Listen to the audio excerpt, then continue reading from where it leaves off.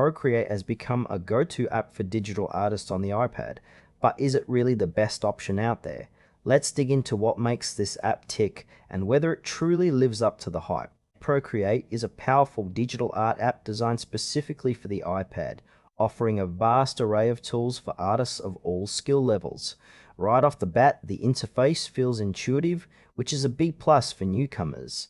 You've got a range of brushes, layering options, and the ability to create custom brushes, which is fantastic for personalizing your artwork. The user experience is smooth, with features like gesture controls that allow for quick actions, making the creative process fluid and enjoyable. However, while it caters well to illustrators and painters, some users might find the absence of certain advanced features like vector support limiting, especially if they're used to more comprehensive software.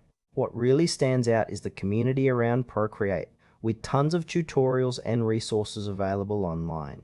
Still, there's a bit of a learning curve for those who are entirely new to digital art, so don't expect to master it overnight.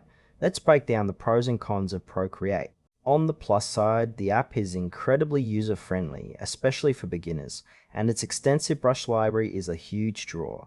The performance is solid, allowing for high-resolution canvases without lag, which is crucial for detailed work. However, there are some frustrations. The lack of vector support can be a deal breaker for graphic designers who need that flexibility. Additionally, while the app is reasonably priced, it's a one-time purchase which may not suit everyone's budget, especially compared to subscription models. Some users might also feel overwhelmed by the sheer number of features, leading to a steep learning curve. Overall, while Procreate is fantastic for artists focused on illustration and painting, it might not be the best fit for everyone.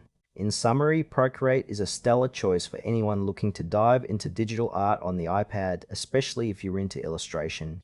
If you need vector capabilities or prefer a subscription model, you might want to look elsewhere. But for most artists, it's definitely worth checking out.